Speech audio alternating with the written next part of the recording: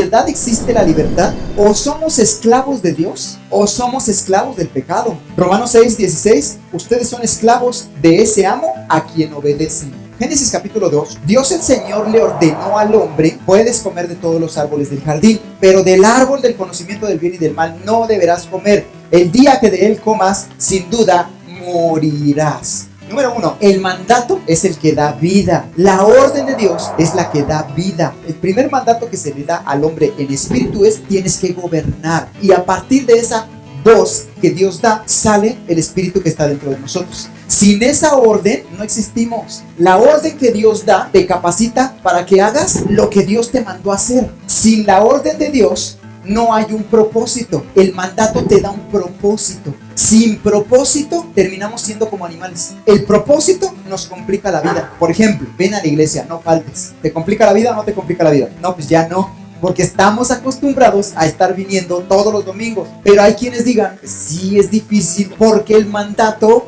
te da un propósito.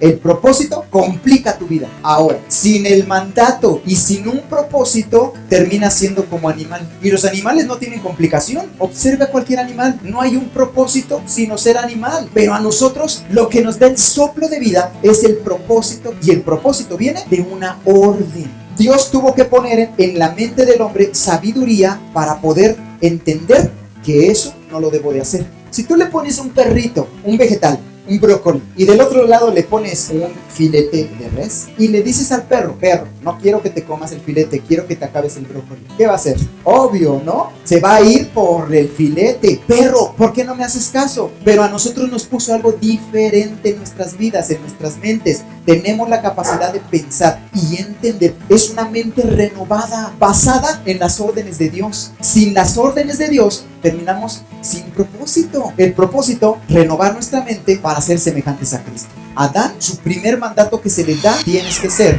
imagen de Dios. Después vienen las consecuencias de ser imagen de Dios. Vas a señorear sobre los peces del mar, sobre las aves de los cielos, sobre todos los animales de la tierra.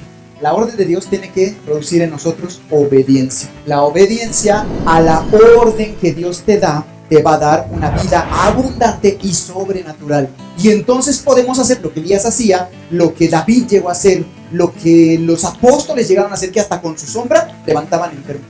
La desobediencia a la orden de Dios te deja sin propósito. Pierdes el propósito y terminas en una posición natural. La obediencia te lleva a algo sobrenatural. La desobediencia te lleva a algo natural. Sin propósito termina siendo como animalitos, solo vivir por vivir. Tengo que trabajar para tener un buen coche, tener todo natural, todo lo que el mundo les da, y no buscan nada que sea eterno. Y lo natural se va a quedar aquí. Trabajaron bien arduamente para tener una casa, se divorciaron y la casa ahora la tiene el nuevo esposo de su ex esposa. ¿Y para qué tanto trabajo? Perdieron el propósito. Gente que vive sin buscar lo espiritual y viven una vida natural, una vida solamente con los lujos de este mundo y ya. Y te va a provocar que te mueras, que se acabe su vida, y ahí te quedaste a donde se queda el cuerpo. El cuerpo se va a la tierra y el alma igual, a donde se va a ir el cuerpo. 1. Obediencia a la orden te va a dar una vida sobrenatural. 2. Desobediencia a la orden te va a dar una vida natural. 3.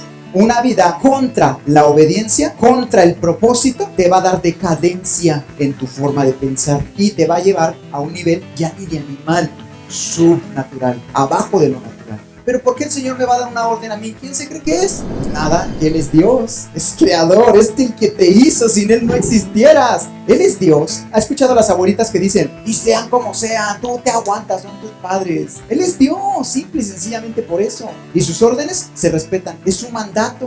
No comas del árbol del bien y del mal, de ese no me comas. Ay, ¿pero por qué? Porque soy Dios y te vale gorro, porque yo lo mandé y que... No, Él te manda la orden porque sabe lo que te conviene a ti. Y no solo eso, sino que con el mandato te da la capacidad. Su mandato, su espíritu y su capacidad.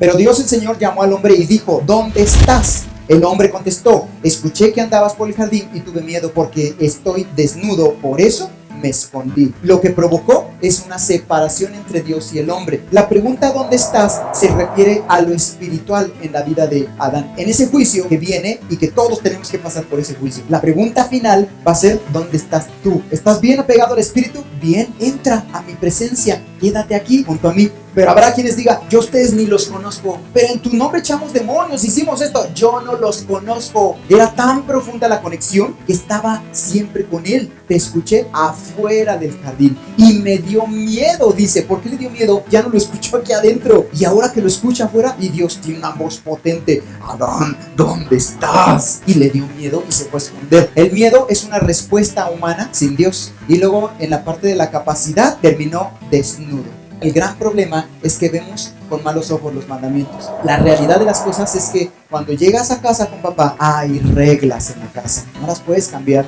no las puedes quitar, no las puedes romper, porque son buenas, son valores, son identidad, son destino. Cuando salió el pueblo de Israel de Egipto, venía con una mente egipcia, una mente no libre, sino de esclavos. Son valores, es identidad que va a cambiar tu destino en un futuro. Eso es lo que tú eres. Eres imagen de Dios. Esa es la verdadera libertad. Cuando tú reflejes la imagen de Dios en tu vida, entonces los peces del mar, las bestias de la tierra y las aves de los cielos se van a someter a ti. Y toda tu vida se vuelve fructífera porque hay una libertad en ti, porque en ti está la imagen del Dios vivo. Así te formé desde el inicio. Es un código de moralidad que rebasa nuestros pensamientos, nuestras opiniones personales.